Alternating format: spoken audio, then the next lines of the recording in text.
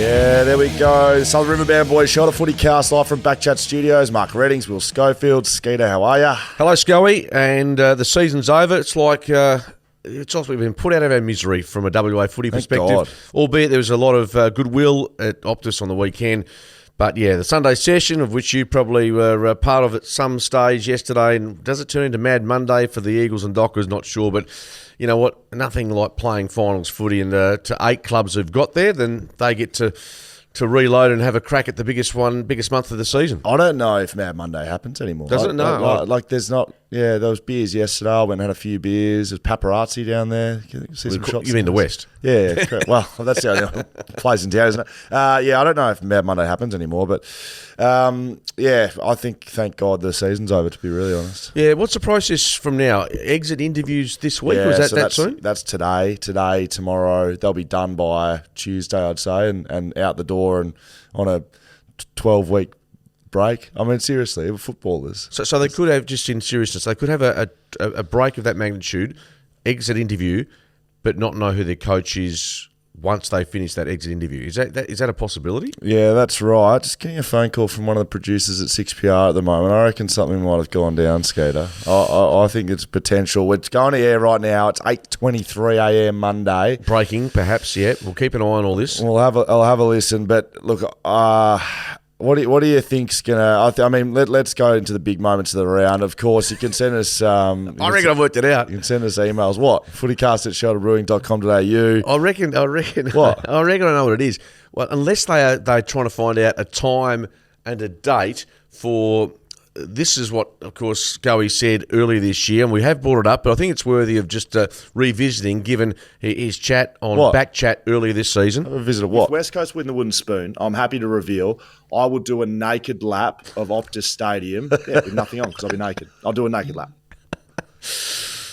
Oh, dear. I thought I'd said nudie run, but I literally said naked lap. Yeah.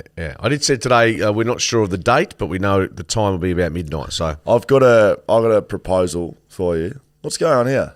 Who's this? What do you got in front of us here, Jane? Do you need a microphone at all? You do. I don't have a microphone. Okay, you can talk to us. The mayor of Busselton. This is the mayor of. This is the mayor. Oh, we of met the Busselton. mayor of Busselton, didn't we? We know the mayor of Busselton. So he's at shelter. He's got a message for me. What the fuck is this? As a representative of the community, this proud Busselton community in the regional WA, we're really, to be frank, disappointed in Scully's lack of accountability and reneging so un-Australian and something that we in the regions don't hold up as good ethical conduct. We hope to see him complete his commitment, doing a nude lap of Optus Oval or the Busselton Jetty. We'll take either. Busselton Jetty, hopefully in the middle of the night. Yeah, we certainly call you to account, Scully. So why is everyone so keen for this to happen? no, it's just if you say You're keen. You're keen as. No, I just use it as leverage. Mate, you've got a real job outside the Shelter FootyCast. I do have a job. So yeah, Jack, I've got a couple actually, but nothing that actually gives me enough meaning. I can't really go on holidays apart from you. But you're on radio this morning, playing that on radio. Why do you feel like that audio I've used saying? Well, I suppose when you stand up and you make these grandiose statements through the course of the year, sometimes you've got to be held to account, and that happens in the media. You got to wear the good stuff and also cop the bad stuff as well. Have I come out and said that I'm not doing this? No, I don't think I've. What's the mayor of Busselton getting involved? I don't think I've said I'm not doing it. Okay. Well, so what is the plan? Well, I haven't made a plan, Skater. It's Monday. I had beers yesterday. I haven't really thought about it too much. No, I brought it up because it was quite humorous. You know what? If it takes the piss out of you, then we're all in. As we said, if North lost that game, they were tanking, so they won because they weren't tanking. Of course, they weren't tanking, so they win. West Coast win the wooden spoon. That is remarkable. I think that's remarkable. I think there was greater hopes than that. They were 1-1 at the start of the season. West Coast. They beat GWS, who's perhaps North were 2-2. GWS are perhaps the most informed team in the competition right now, and they lost to West Coast, who were just dismal against Adelaide for the second half. Very good for the first. And the Bulldogs missed the finals because, we can go back to it, they lost to West Coast. Oh, yeah. Yeah, that's right. And just quickly, before we go, given the numbers, given the way the matches played out at the weekend, the Ben Keys kick at goal last week, if that was rightly adjudicated Adelaide a play goal. finals. Adelaide play finals. Not that they're filthy about it over there in South Australia. I spoke to a couple of people at the Crows before the game down on the boundary, Skeeter, and I don't think that look, it could go either way, but they weren't winning the grand final, were they? No, they weren't. So sometimes with a young group, sometimes it's good to get a taste of finals, of course, but maybe they make finals and they're straight out in one game. It could be good for them as a group to, they didn't miss finals because they lost that game. They lost a lot of other games during the year. They lost the game against Sydney primarily because they were asleep for the first half. Yep. And they trailed by 6-7 goals. Yeah, so that's why they missed that. Yes, West Coast win the spoon. I reckon there's some movement at the station down there, Skeeter.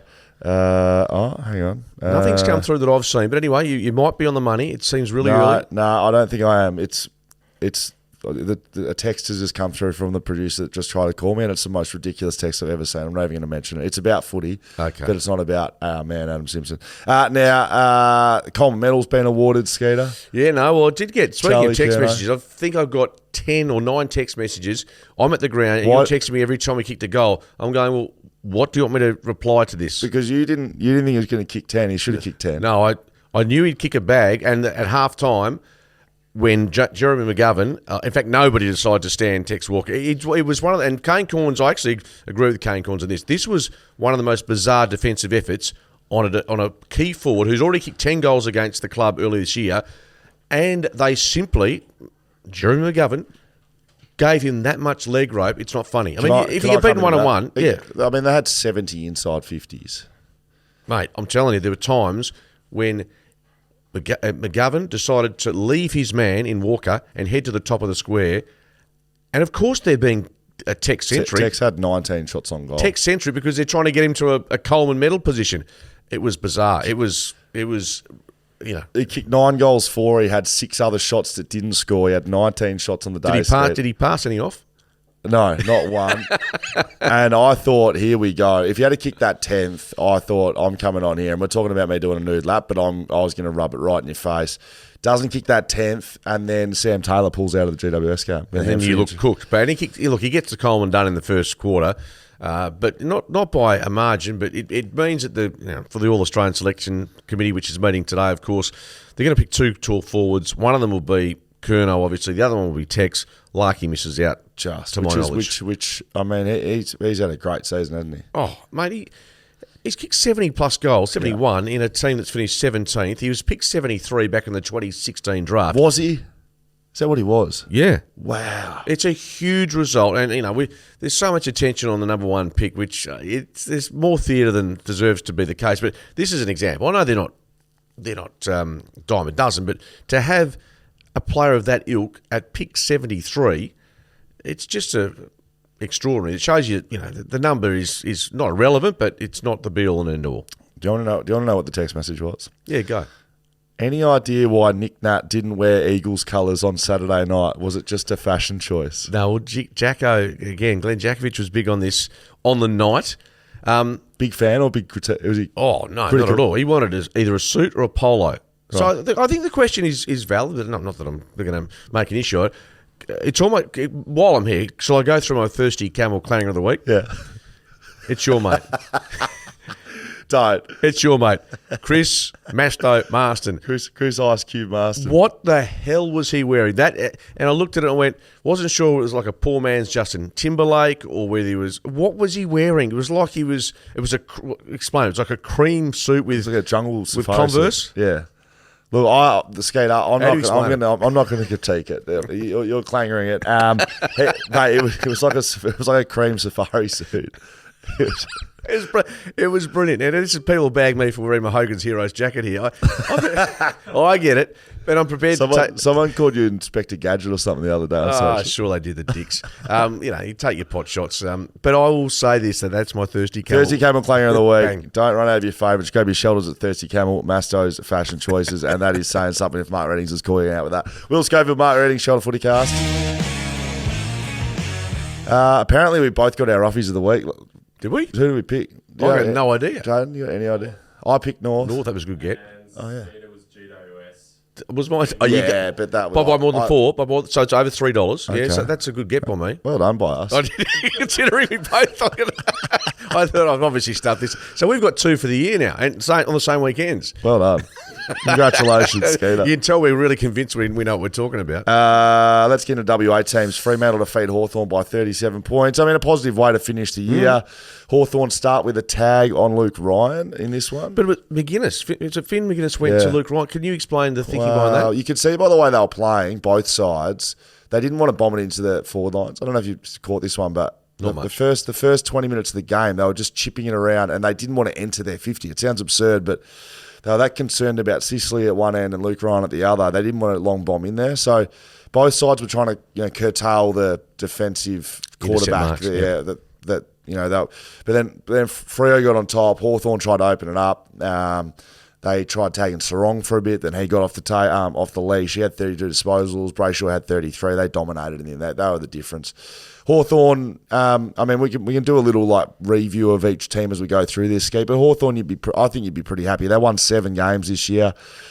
People had them for the wooden spoon. Not me. Probably the only thing that I got right this year. People had them not winning a game after, I think, a couple of weeks, didn't they? Yeah, remember he was on Footy Classified and getting grilled, and he was basically like, remember that? Yeah, chill, he'd say. And look, I think both sides. And look, from Fremantle's perspective, I think what we saw in the last month, they regained a bit of their identity and a bit of what we know they can play. So I think I know it's only a win at the end of the season. They finished 14th or 15th, but I think it's pretty important to go into next season because there'll be pressure on Justin Longmuir. Has to be, yeah. If they don't play finals next year, there's going to be some real heat coming his way. So I think it was an important way to finish the season with some good results, and obviously build their list from here, and hopefully go back to what we saw. I mean, end of the day, if you look back at it, I'm not sure how many games outside the 8 they finished, but you lose first up to St Kilda, which in hindsight is not such a bad result given what they've done. But North Melbourne here, it's a shocking loss. Yeah, so you start 2-0 instead of 0-2. They won 10. So you win 12. You're close to playing finals. Yeah, so 12 wins got Sydney into finals this year, and they had the draw as well. Jai Amos, that's the most positive thing of the year, I reckon. 41 goals he kicked this year. Yeah, and you talk, and some of the key forwards, we've mentioned the big numbers of 70s, but that's for a first year play, but a player very early in his career to be able to produce that. Hopefully there's something to build. Brayshaw, Sarong's winning the Doig medal. Brayshaw, after I think he mentioned on radio, even with you, he had a bit of a knee at one point early in the season. He overcame that. Both those players really good. And I think Hayden Young's ability to transition from a halfback to a midfielder, which I think will continue next year, good. I'm still concerned a little bit about their forward line and who's going to, whether Tracy can take that next step. Taberner's obviously got another back injury from the weekend. Is Corbett the answer? We know Amos is the key man, but you want to spread the load a bit more than just having a young kid as your focal point at the moment. Liam Henry's, last 12 weeks or so. Whether or not he's staying there or not, I guess that's another question. But he's had, Hawthorn, he was quiet, he had 15, but before that he had 31, 20, 24, 18, 23, 23, 22, 33, 35. He's had a good last 10 weeks, hasn't he? I just think someone like that, I know they'll probably trade him. Like, given that he doesn't have a contract right now, that's never a good sign that someone's staying at the football club. He'd be a free agent, will he? I think that's another one like a Blake Acres. Like he's been a little bit of a difference maker for their footy, I reckon. I know he's quick, but he just turns it over. I know, but you got to replace that. Who are you replacing that with? 100%. But in this case, it's not their choice. Nathan O'Driscoll, where's he been this year? Yeah, he's played a bit of footy for Peel, but hasn't really. He was outstanding last year. Exactly. Well, he was showing glimpses, wasn't he? He's had a few injuries. Look, I think Henry's gone. I think you're right. And the question now is what you get back from him. Peter Bell's even said, look, if it gets to this stage of the season and they haven't got the signature, it's unlikely. I think the upside for Fremantle is his body of work's been good, and so therefore his value goes higher. Yeah. So whether you can get something from him, but I think he brings pace to the table. His disposal, sometimes he does take on the risky kick, which not always pays off. But yeah, look, I think you can always get a win out of a loss of Liam Henry. I don't think it's inconceivable they can't have a win on this, but they'll be looking now. I think they'll be searching for answers to replace him. But you're right, the pace factor, he's been important. Adelaide defeat West Coast by 45 in the end. Is that what the difference was? It was Could a have real been. blowout. Well, I mean, you could see West Coast desperation, and they were playing for those guys that were retiring. You could see it.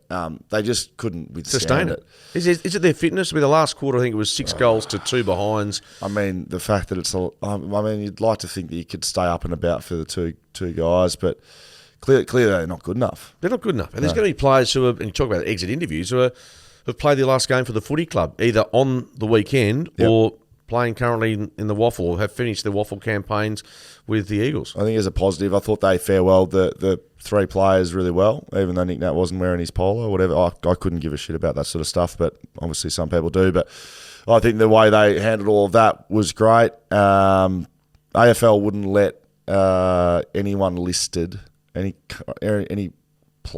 listed player out on the ground before the game to give them the guard of honour. West Coast wanted to put all the players out on the ground and clap them out. They weren't allowed to do that. So family and friends, or just family? It was just family and friends, and it was pretty. Maybe 5 or 6 people in the guard of honour. So anyway, I thought they did that well. I thought they started really well in that game. Highlight for me, Luke Shuey's goal. Shuey's goal. That's from an Eagles perspective, and Texas it just shows you line. that when he's healthy, I mean, he could still play. I mean, when you think of it, he's made a decision which I think is in the best interests of the club, long term and also, or short term, but also his body. But if you kept him on the list, you could get 10 games out of him next year. Is that going to be a benefit? Sometimes you're done physically, sometimes you're done mentally. I think he's more done mentally, mate. Look, like the physical stuff is there, right? He's done some soft tissues, but that's the mental battle. Like it's physical, but keep going back to the well, to keep going back to rehab, to not have the consistency, that's a mental thing. Like it's your body letting you down, but I think he's mentally done and happy to have walked away. Shannon Hearn, same sense. He'll really miss footy, Bunga. He's lived and breathed. Yeah, he's lived and breathed footy. And I think Luke Shuey will coach. I'm not sure what Nick will do. Bunga will coach, but he's going to have a year off at the moment. So will Nick, given his contractual situation and of course his marketability at the Eagles, do you think he'll stay involved at the club? Because of that? Yeah, you'd think he'd have some sort of role there. I mean, I wouldn't have thought it'd be too hard for Nick to get some sort of ambassadorial role with some organisation. Do you know what I mean? Yeah. Nick Nannity aligns himself with your business. I think he'll be just fine. It moves the talk to now the season's over. Everyone's wondering what happens do they clean the sheds? I think they do. I think there's going to be pretty widespread changes. Yeah, it's going to be carnage. Has there been enough heat on the board, do you think? Because the way that football club runs, right, it's Trevor Nisbett's the CEO and it's a business, so he is accountable for what happens within the footy department, which is in the end performance and what the business operates for. But the board is there to make sure that runs properly, right? I haven't seen it. I haven't seen a whole lot of criticism of the board in how they've handled things and how the football club's operating in terms of performance. I mean, you have to be accountable at board level for performance of the business, don't you? Isn't that what a board of directors does? Yeah. Well, off the back of that, if we're assuming if it happens that Adam Simpson is given his marching orders and he goes with 2 years of a contract to go, yes, I guess you have to look at which board members were in place when he was given the extension of his contract, yes, and the money that's costing. Look, dollars aren't an issue for West Coast in that sense. We know how they're the wealthiest club in the competition.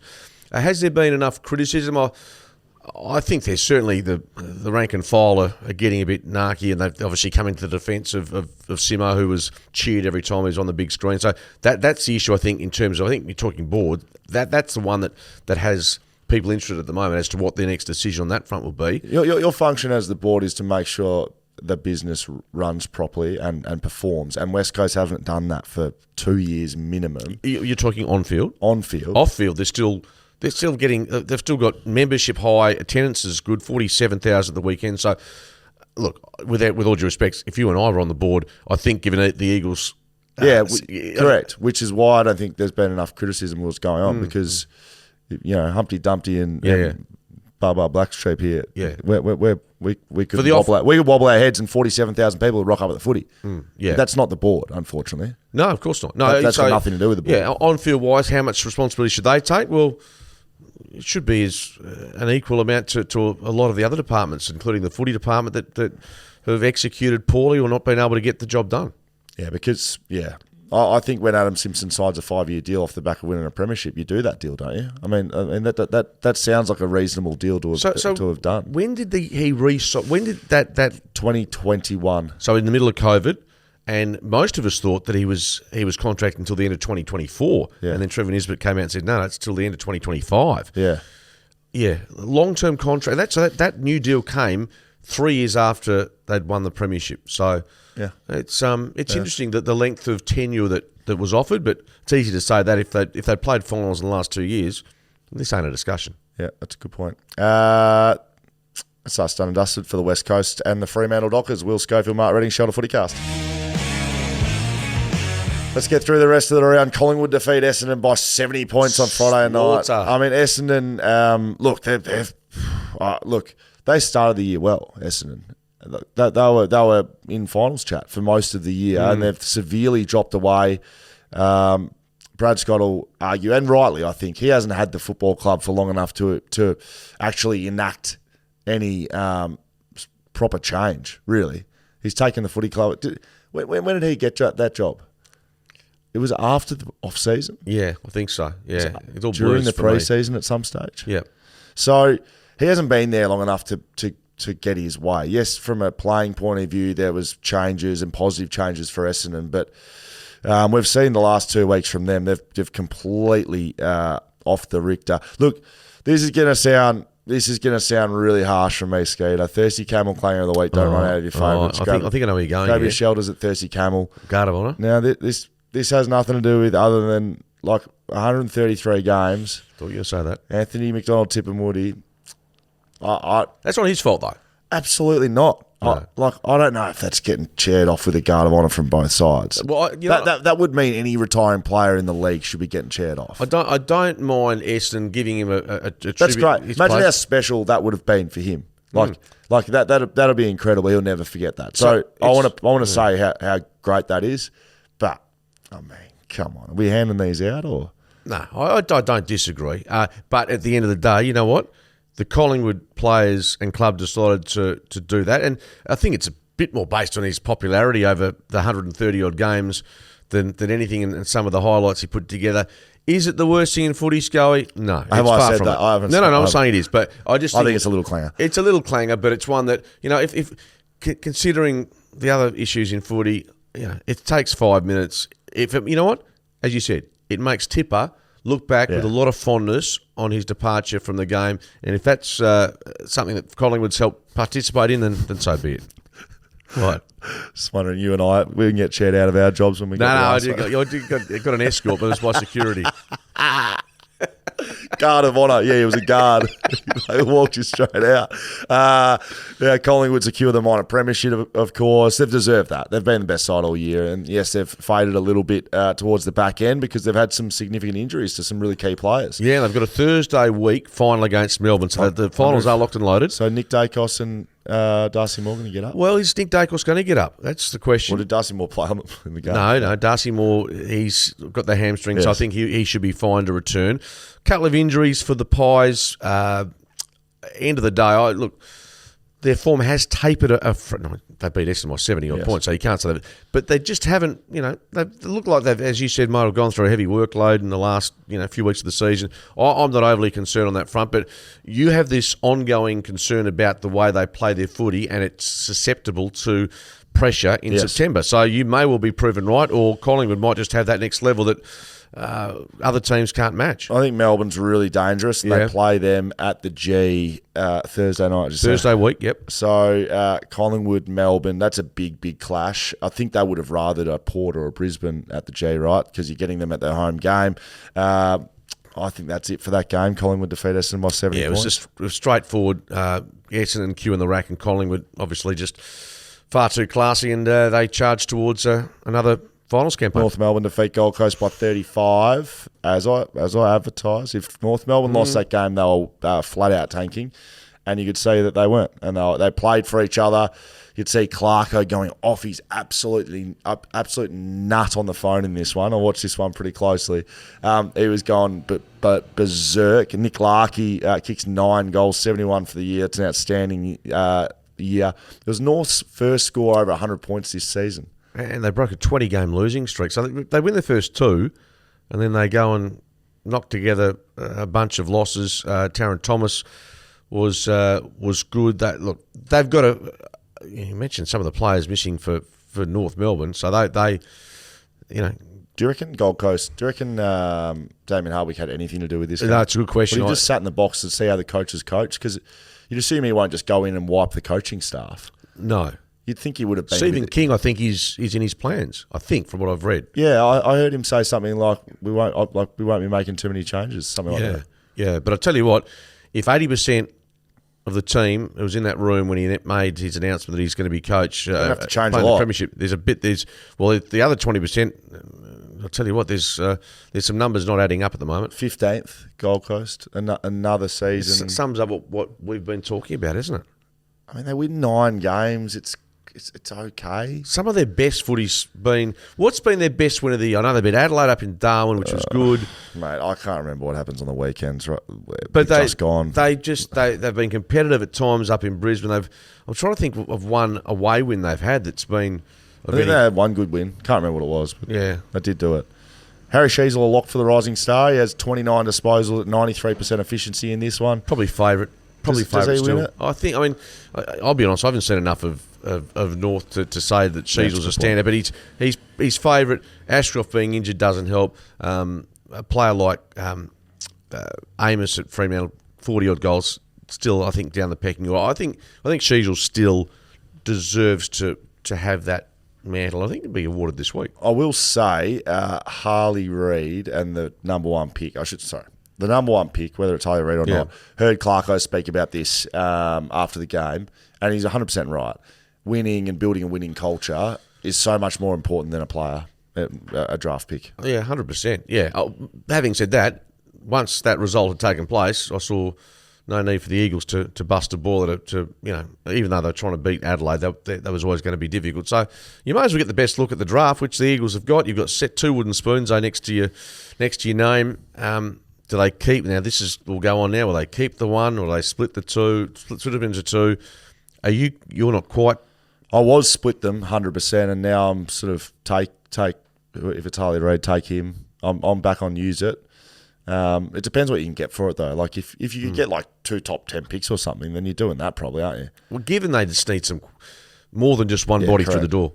Sheasel's $1.25 favourite, by the way. I know you're a punting man, so that seems Didn't like know pretty that's short though. Brisbane defeats St Kilda by 12 points. Saints were pretty good here at the Gabba. They'll be really happy with how they finished off the year, St Kilda. They finished 6th. They'll play GWS as they jump into 7th spot with their big win over Carlton. So, look, St Kilda will see that as a really winnable game, and in fairness, so will GWS. But it's been a remarkable year by St Kilda under Ross Lyon. Like I would say, coach of the year almost. Yeah, I don't disagree with you there. Like it's been outstanding, low scoring game. Look, 9 goals apiece on a pretty decent day in Brisbane. I mean, that's what Ross Lyon does, and he's done most of the year. Yeah, which makes watching it pretty difficult. Brisbane Brisbane were very inaccurate. They kicked 9-18 to 9-6. So they've had 27 scoring shots to 15. When Joey Danaher's missing them from 8 metres out, that doesn't help. But little thirsty camel player of the week. Yeah, absolutely. What did he do? I didn't say it. Set shot, top of the square, and his left foot hooked it, and went hit the post, and the ricochet about 60 metres the other way. It was just so Joe Danaher, and it just looking bigger than this. They've got 2 home finals now, potentially. Well, they've got 2 home finals, full stop, guaranteed. But whether it's a qualifying prelim, which is the obvious way for them to go.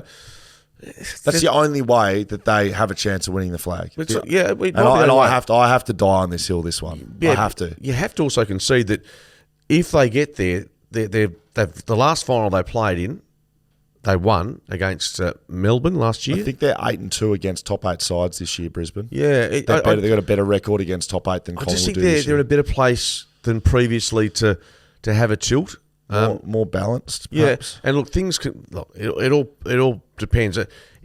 The Melbourne Collingwood game, I think, is so massive for the finals, qualifying final, to see which team will get through to the prelim and then get a passage through. But Brisbane, everyone knocking the MCG form, which I get, but as you know, Scully, if you've got one game to play there and you're in good form, you've had no travel through the finals, life becomes a little bit more easy, or certainly becomes, you're thinking, hang on, this is the window we needed, and this is exactly what they needed to get to the big grand final. There's some serious challenges 5 through 8, I reckon, this year. So Carlton, serious challenge. I reckon St Kilda can beat teams on their day, and I think GWS is the most informed team in the competition at the moment.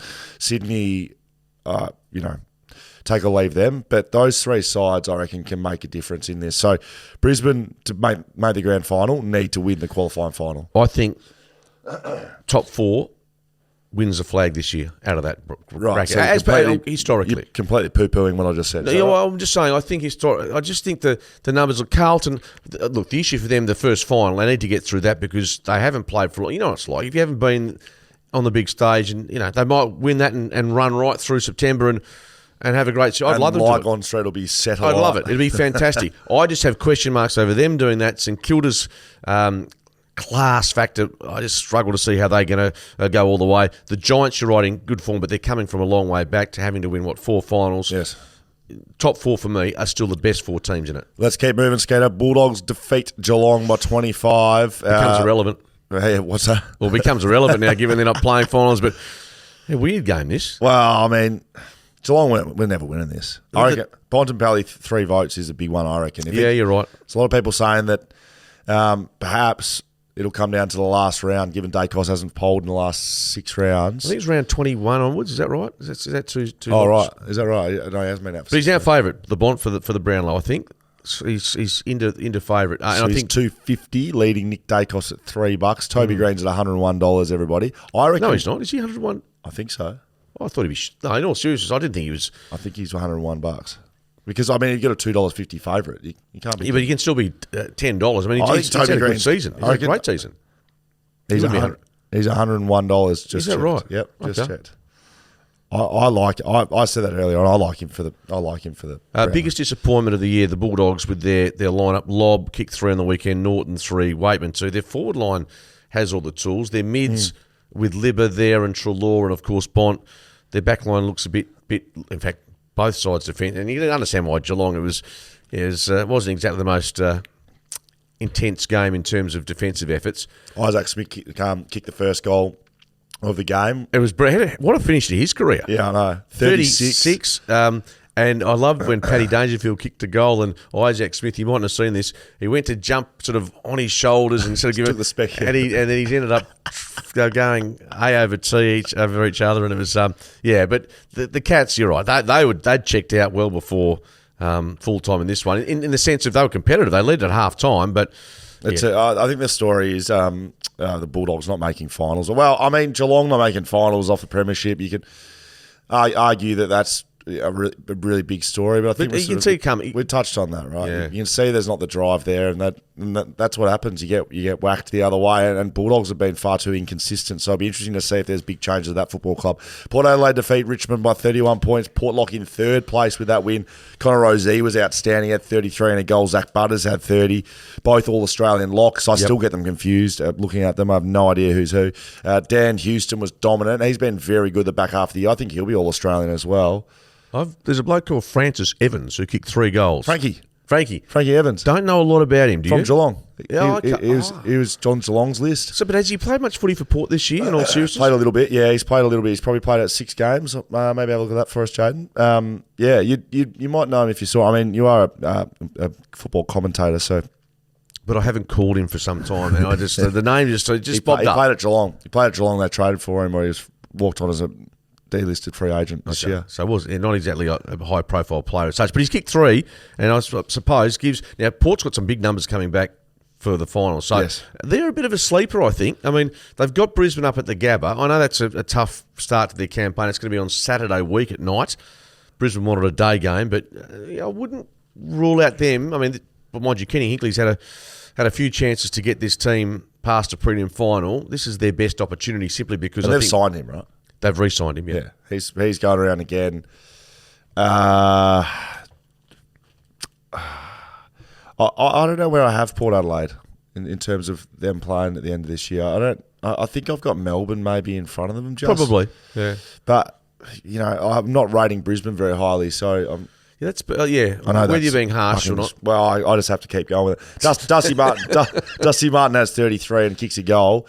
He's staying. All Australian? Yeah. Hey, all Australians is a good question because, as I've read over the past 12 hours or 24 hours, the Dustin Martin standard means that he gets compared to his own form each and every year as opposed to what the All-Australian selectors should be looking for. His coach came out and spoke about him as a forward. I think he's trying to make people aware that he's been playing as a forward rather than a midfielder because his numbers probably don't stack up as a midfielder, but they certainly do as a forward. Well, when you think of what the selectors are going to go for, they're going to pick the 2 talls and then 4 Toby Green's small a lock. forwards. Toby Green's a lock. Outside of that, he's like Rosie or Butters. Just maybe one of those. I think they're going to just slide in a mid into that. Yeah, well, most teams play that, so I like the wings on wings and like Goulden will play a wing. Yeah. That type of situation. So yeah, and look, the All Australian. Are we making more than do people care about it? Maybe not. But I tell you what, people don't care about the 22 under 22 or whatever. That was last week. I didn't. What's that all about? Is that new? No, seriously. I don't know. Melbourne defeat Sydney by 21 points. Swans miss out on a home final because of it. They'll play Carlton at the MCG. Swans led all game, but D's put the foot down the last quarter in this one. Bailey Fritsch kicked 5 goals straight back into the team. Yep, injured himself during the game, but then managed to come back on. Milksham did do himself an injury and he didn't return. So looks done. They were the 2 concerns for the Demons. But there was something about Melbourne. They were down by 17 points. Did this game for radio yesterday. And I thought, well, Sydney just goes on, wins this. And Melbourne, to be fair, they couldn't move from 4th spot. So they were always going to play Collingwood. But the fact they dug themselves out of a bit of a hole, they were really tenacious. And the likes of Petrarca and Viney, they did enough for me to suggest a bit of steel about this side. So I'm with you on Melbourne. I'm pretty bullish about them after what I saw yesterday because it would have been so easy to just cruise into a qualifying final. But they go in with winning form and a team that I think Collingwood particularly will fear in a qualifying final, given what they did to them on the King's birthday match earlier this season. Oliver is back enough now to make a real difference as well with Petrarca. I think the 1-2 punch there works very well. Frankie Evans drafted 2019, pick 41 by Geelong, Skeeter. So good to see you've been following his career closely for the past 4 years. As you know. SCG, farewell, buddy. Skeeter He cried. in the He cried. He had to tell you, it was great. It was a really nice vision. He was in tears. I know. I did say that. Jacinta was in tears. Yeah, his old boy was up in the stands. Yeah, the old boy, Lance Senior, isn't it? Yeah. Yeah. So I've actually interviewed him once, and but yeah, seeing the kids, geez, talk about having the right DNA on your side. Good looking kids. And so Buddy was in his. He was in his polo though. I think for Sydney polo. So interesting that Nick Nat didn't do something similar. Nick can't walk very well at the moment. I don't know if you saw him sort of walking out to toss a coin. He's not looking. Well, it's hard when you're trying to toss the coin, hold a baby, and then get yourself... worry about your white shirt. Exactly. Looked like he was about to serve some sort of dinner out there. Oh, we love it. I was more critical of Nick's outfit than Masto's. Well, Nick, to be honest, Nick's still on the West Coast Eagles payroll, so I think he probably deserved to be wearing a club. I'll ask him. Whereas Masto, you need to have a good chat to him. Is he? Yeah, anyway. GWS defeat Carlton by 32 points. Giants secure 7th spot. That is an absolute sizzling finish to the year by them. So I had them second or third last. You had the Cats win the flag. I had Giants out of the 8 as well. We don't need to keep going back on this, Skeeter. Okay. So they've gone 8-2 in their last 10. And the games they've either won or lost. I mean, there was a blowout yesterday in the end, or 30-odd points. But they're a team that there's so many tight matches that Adam Kingsley, poor bloke as a coach, and he'd be absolutely pumped. That's a magnificent result for them to get into the finals. How far they go, we'll find out. But they're the form team, outside the top 4 at the moment. Can you stop writing shit, please, Jaden? Scully had them as wooden spooners along with Eagles' nude lap prediction. How about shove it up your ass, Jaden? How's that sound? I'll do the fucking nude lap, okay? I know it's very interesting for everybody. The mayor of Busselton and Skeeter's up and about and the shelter boys up and about. I'll do the fucking nude lap. So you happy? Okay, I'll tell you. I'll do a nudie lap if the Wallabies win the World Cup. Is that right? Yeah, there you go. I'll do it at Optus Stadium. I'm not dick hunting like everyone else is. I don't care about your nude lap. I will do it. I promise I'll do it. It will be done. But you do realise I will. I couldn't care less about whether you do it or not. It's just to try and put you under the hammer from blokes like the Busselton Mayor and everyone else. Stephen Canelio, instrumental in his 200th game. He had 28 and 2 goals. Jacob Wiedering's going to be in a little bit of trouble. I reckon that's Does he go? Thirsty Camel Clanger of the week. Is it eye? I couldn't see it. Was it eye gouging territory? Come under scrutiny for an eye gouge on Toby Green. That's weird, isn't it? Yeah, I reckon Toby's done well to get through this year without eye gouging someone. I'll tell you what he did, though. He didn't help Wiedering out with a quote. I saw that. I know. He said he could be in trouble for that. So no players code. Mind you, Jack Buckley steps in and was very good against Curnow.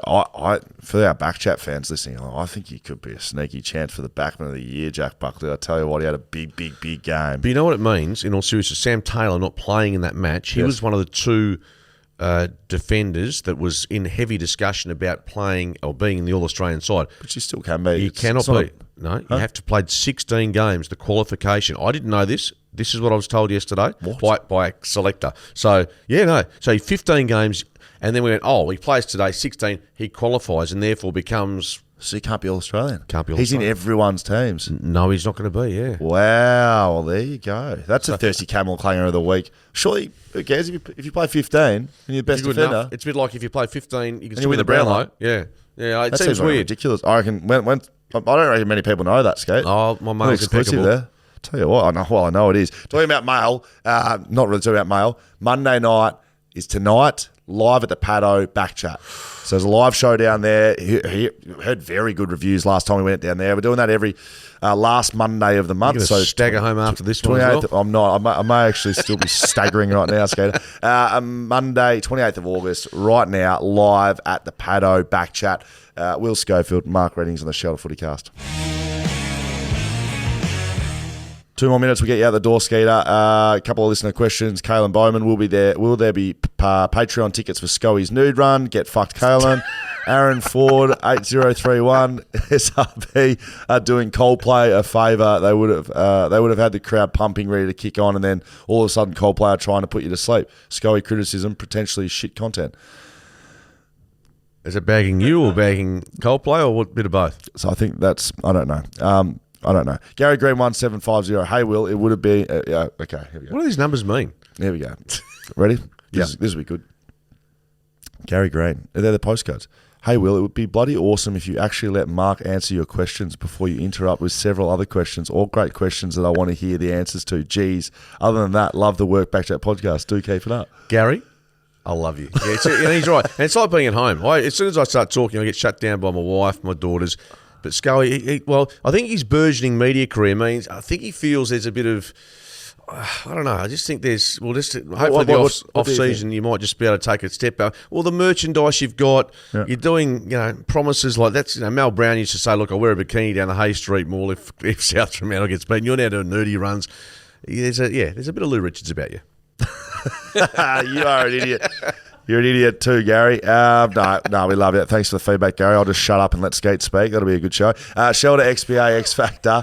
Who'll be giving it the last one of West Australian footy because we're not seeing any more of those teams for the rest of the year. Now, we either go down the path of a retiree from West Coast. I think we do that. Why don't we give one to each of them? Shannon, Luke, and Nick. You all get a XPA, Shelter XPAs. Yeah, exactly. Happy with that? Perfect. Shannon, Luke, Nick, good job. Shelter FootyCast, FootyCast at shelterbrewing.com.au. You can email us, see us on Instagram, get us on socials. Make sure you get down to the Paddo tonight. Live show. Skeet won't be there. No, I'm hosting a restaurant awards night with a bow tie, but I'll tell you what, Thursday, looking forward to it because we've got no footy. Don't know what we're going to talk about. We'll find something. Scully won't be here either, I don't think.